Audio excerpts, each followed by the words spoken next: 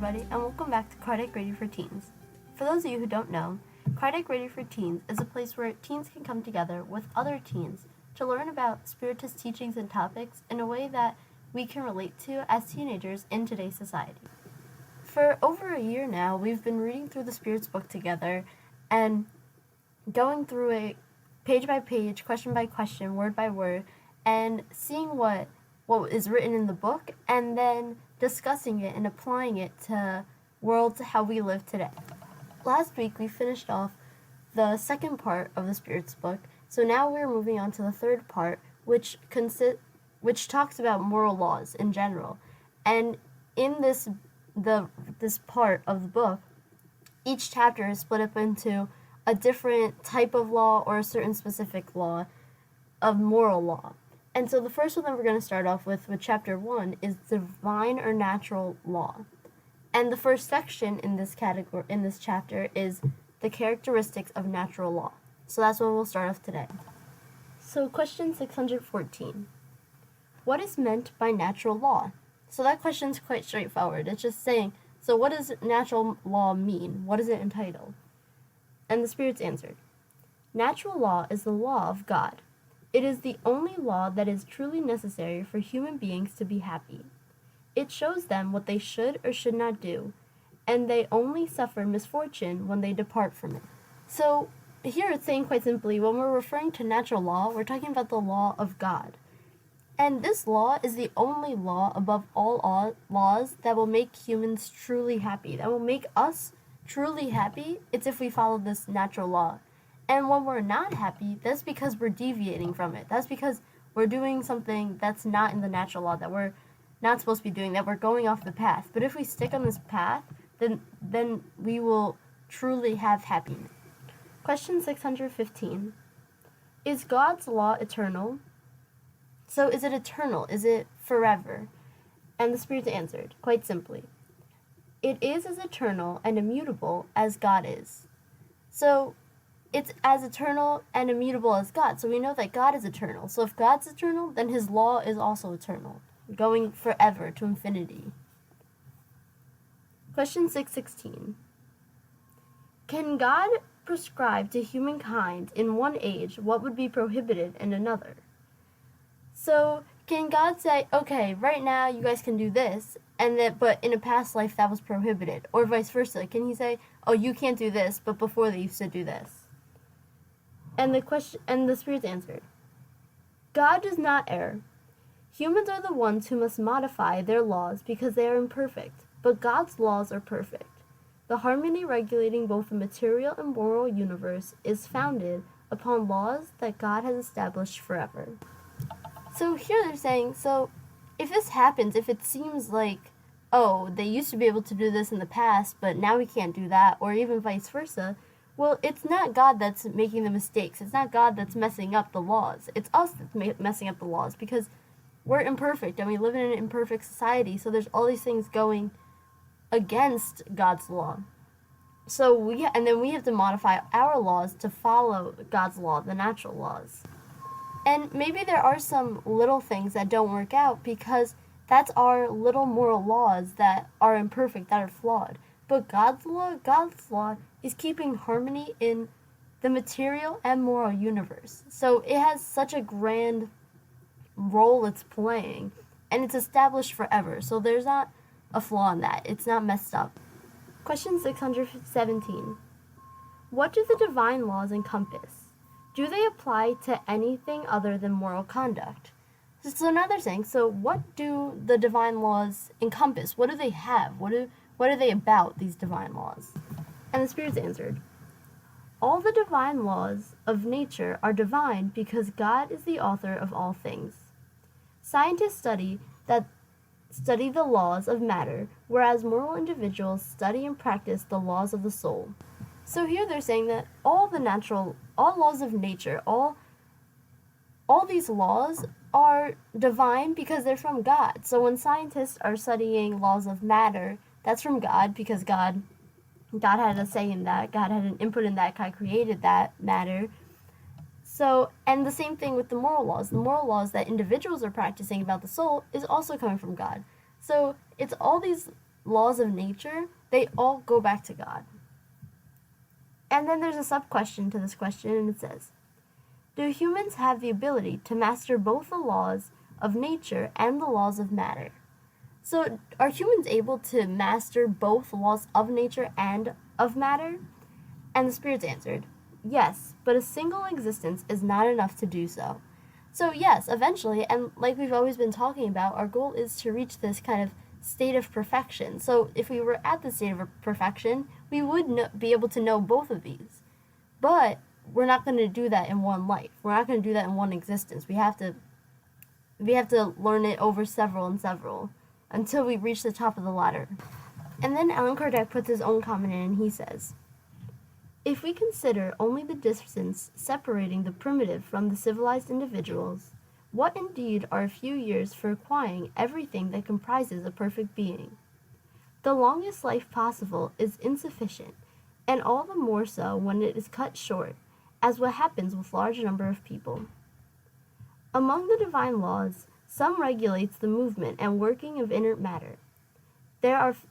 These are the physical laws, and studying them belongs to the domain of science. Others specifically concern humans and their relation with God and their fellow beings, encompasses the rule of life, of the body and the soul. These are the moral laws. So here the first thing he's doing is he's kind of answering this thing about a single existence, about we can't do it in a single existence, because think about where we've come from the primitives to now where we are. We've done a lot of evolving, and we're not even close to perfect yet, but we've done a lot of evolving. But imagine doing that in one existence. It's just not possible, because even if you had the longest life, that's still too short. If you had the longest life possible, which is around the hundreds, that's still too short, and usually not that many people live to get to that age. But they're saying, and then he goes on to explain, so the divine laws, the scientific ones, the laws of nature that regulate matter and how things work, those are physical laws that go into science and to what science is discovering. And however, your humans with God and that relationship, those are the moral laws. Question 618. Are the divine laws the same for all worlds? So are these God's laws, are they all the same for all the worlds? And the spirits answered, reason tells us they must be appropriate for the nature of each world, in proportion to the degree of advancement of the beings that inhabit them. So, there are the same principles and the same rules, but again, we have to give rules to different people according to how they are. So if there's more primitive people, they're not going to understand complex laws. So they have their own, it's the same principle, but to a certain level. So they only have maybe the basics of the divine laws, while more evolved planets have more advanced principles of the divine laws. Because this way we can ensure that everyone is learning, and they're set out to follow these rules, but at your own pace and what you're capable of. Because nothing would come out of us giving very complex laws to people who are not advanced, to primitive people. So we start off with the basic laws and we work our way up as we go learning more and more. And now we're on to the next part of this chapter, and this part's titled, The Origin and Knowledge of Natural Law. So now we're talking about where it came from and how do we know about it. Question 619. Has God provided all humans the means of knowing God's laws? So, has he ensured that all humans will be able to know God's law? And the spirits answered, all may know about it, but not all understand it. Moral persons and those who desire to examine it are the ones who understand it best. Nevertheless, all will understand it someday, because such understanding is necessary for progress.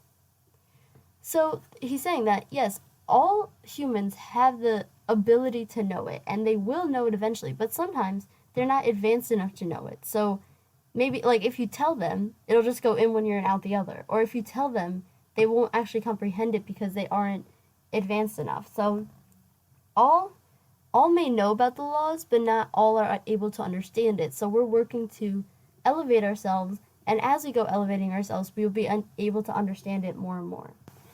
And then Allan Kardec puts his own comment in, and he says, The justice of multiple human incarnations springs from this principle because in each new existence, human intelligence becomes more developed, and they better comprehend what is good and what is evil. If everything had to be accomplished in a single existence, what would be the fate of the many millions who die every day in the brutish of the primitive state, or in the darkness of simple ignorance because they were born into a situation that did not enable them to become enlightened?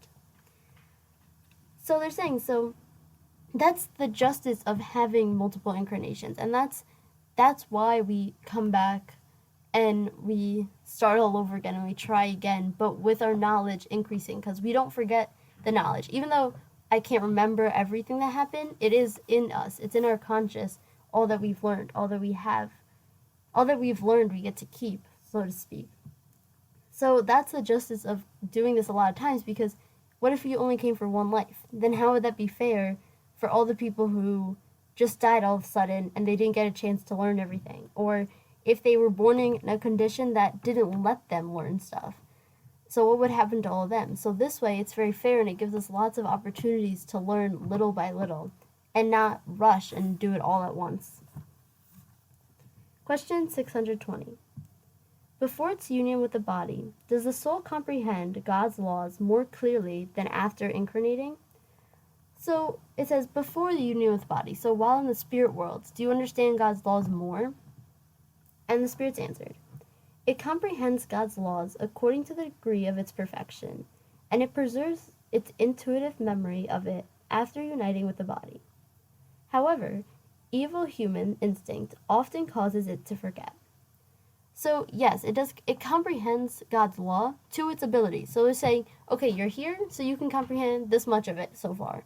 So that's what they'll comprehend. But of course, once we incarnate, and we usually forget these things. So it usually gets buried back in our conscious, and then as humans, we usually forget these laws that we do know. Question 621. Where is God's laws written? So where is it, written down? Is there a place where we have it, the Constitution's written down, and other important documents are written down? Where are God's laws written? And the Spirit said quite simply, in the conscious. So God's laws are written in our conscious. They're with us. Like we saying, everything that we learn, our intelligence, we keep with us. So as we go learning it, we keep more and more of it in us. And it's written in our conscious, and it's kind of like we go unlocking it as we get to higher and higher levels.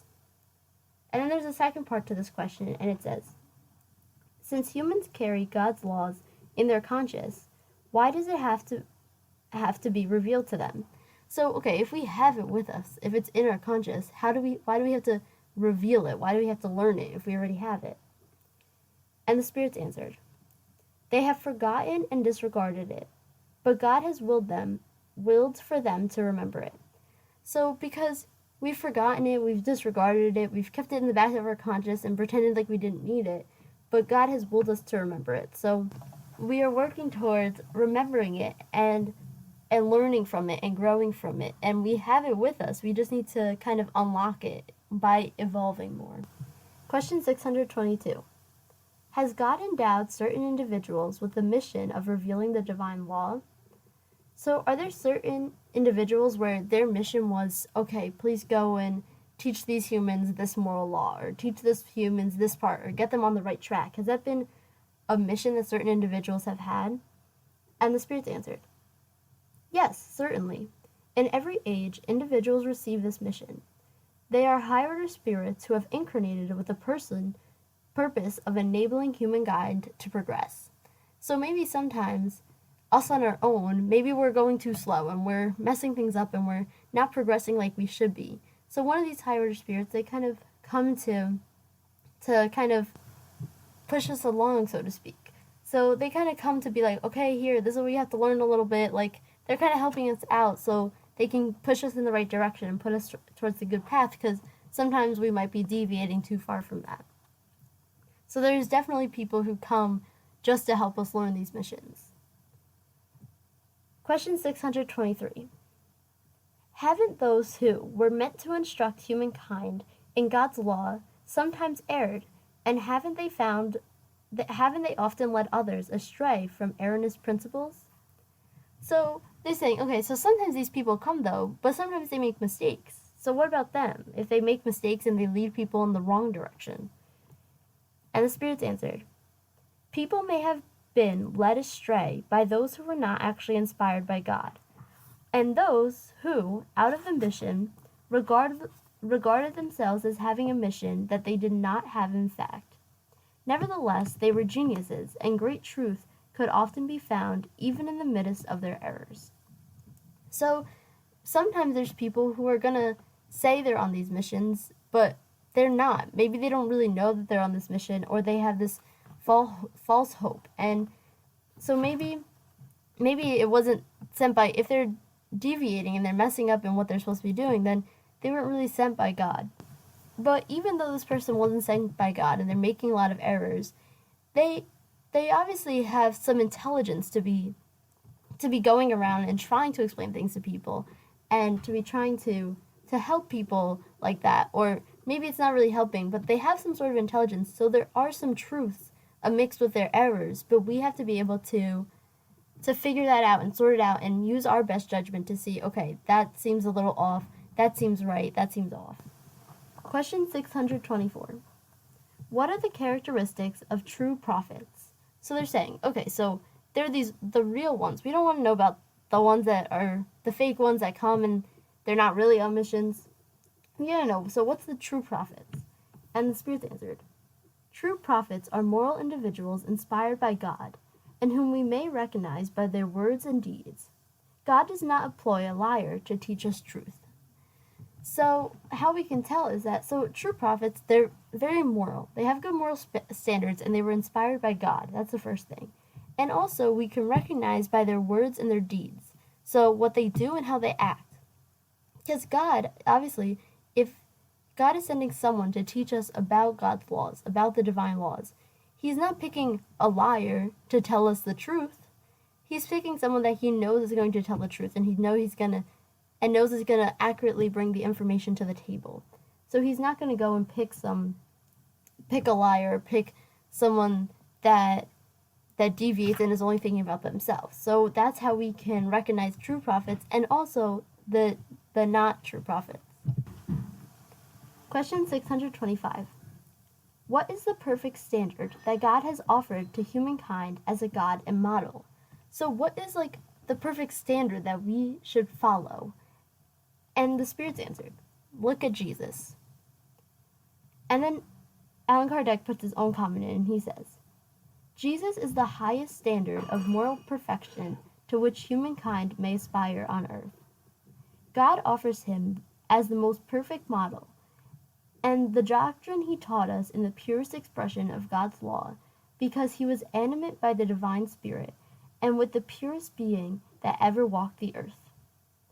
If some of those who claim to teach God's laws to humans have sometimes led them astray with erroneous principles, it is because they have allowed themselves to be dominated by strong earthly sentiment, and because they confuse the laws regulating the conditions of the life of the soul with those regarding the life of the body. Many of them presented as divine laws what are really only human laws, created to serve their own passions and to dominate others. So our highest example, who we should always be looking up to, is Jesus, because he came and he was the most perfect being to walk on this earth, and he had all of these moral qualities, and he was here just to help us put us on the right track and give us a great example of how to live. And then he's saying, so sometimes there's these people that they come and, yeah, maybe they had good intentions, but they get self-absorbed in human things and material things, and then they start focusing more on human laws or what's going to benefit them right now, instead of looking at the big picture like these true prophets really do, and like Jesus did. Question 626. Have the divine or natural laws been revealed to humankind only by Jesus? Before him, were they only known by intuition? So they're saying, so did Jesus come and introduce them? And if so, if he just introduced them then, what happened before that? Was people just their instincts were the divine laws? And the spirits answered, haven't we stated that they are written everywhere? From the remotest times, All who have meditated on wisdom have been able to understand and teach these laws. Though their teachings were incomplete, they prepared the ground to receive the seed. Since the divine laws are written in the book of nature, men and women are able to understand them as soon as they want to look into them. That is why the precepts of the divine law have been proclaimed by moral persons in all ages, and also why we have encountered their elements. Though incomplete or altered by ignorance and superstition, in the moral doctrines of all cultures that have left barbarism. So what they're saying is, okay, so yeah, Jesus did come to help us introduce and to introduce to more people, but it's written everywhere. Everyone has it within them, and all you have to do is if you go looking for it, if you want to learn about it, if you want to be and follow those laws, you just have to look for it and you'll be able to. Like they're saying, like to meditate or to dig deeper within yourself. And they're also saying how there were people before, because Jesus didn't just come without any preparation. There are people that came before and they kind of got the ground ready. Like let's say Jesus was the seed that we're going to plant to get people growing and thinking. But there's people that fixed the ground and fixed the soil before Jesus came. So there were people who, okay, maybe they weren't at Jesus's level, but they were helping and they were teaching things, even though maybe not everything. Maybe they were teaching one thing or another thing. And because it's within us, and because it's just up to us for when we want to go looking for those moral laws, we'll find it, then we can find these people knowing these moral laws within all ages and all people. And even cultures, all cultures, they have this root back, this identity with these moral laws that are in their conscious. And yes, many cultures express themselves differently and they put these ideas in different ways because of maybe how their human culture kind of interfered with their beliefs. But if you go back to the core of it, all these cultures are relating to these moral and divine laws. Question 627. Since Jesus has already taught the true laws of God, of what value are the teachings given by the spirits? Do they really have anything more to teach us? So here they're saying, so if Jesus came to teach us his laws, then what are the spirits teaching us? Like, what more do we have to learn? And the spirits answered, Jesus' teachings were frequently allegorical and in forms of parables, because he spoke according to his time and place. But today, the truth must be made intelligible for all. Thus, it is necessary to explain God's laws more fully and elaborate on them, because there are so few who understand them, and still fewer who actually practice them. Our mission is to awaken eyes and ears in order to confound the proud and unmask the hypocrites who display virtue and religious outwards in order to hide their inner turpins. The teaching of spirits must be clear and without error, so that no one can feign ignorance, and so that all may judge it and evaluate it with their own reason. We are in charge of preparing the kingdom of God announced by Jesus, and that is why no one should be able to interpret the law of God according to his or her own passion, or to distort the meaning of a law that is entirely love and charity. So what they're saying here is, so basically, to sum it up simply, is that when Jesus came, he spoke in allegories, he spoke in stories. So he gave little stories because the people of the time couldn't understand this book. If Jesus came with this book, people of the time would not understand it at all and they would disregard it.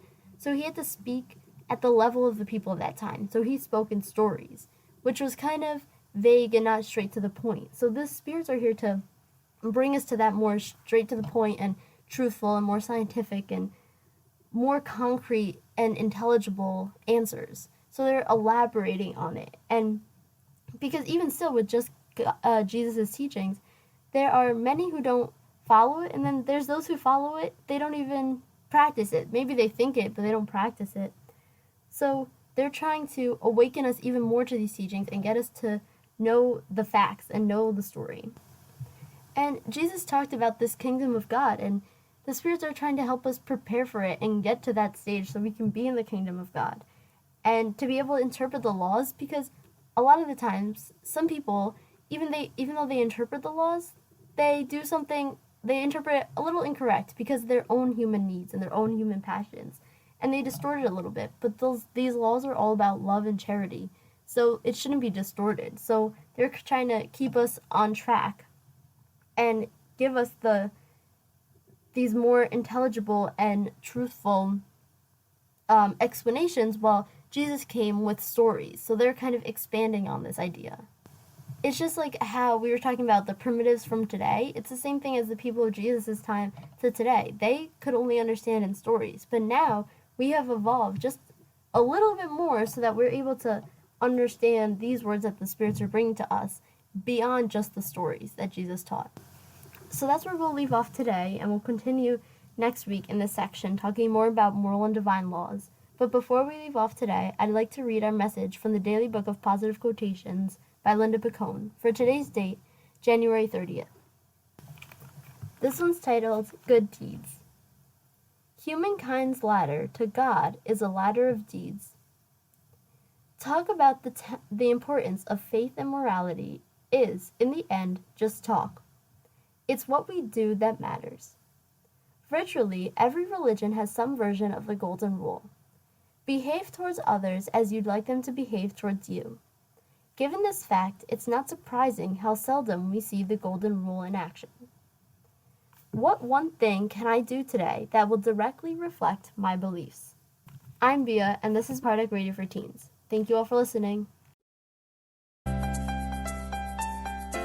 This has been Kardec Radio for Teens. Thank you all for listening.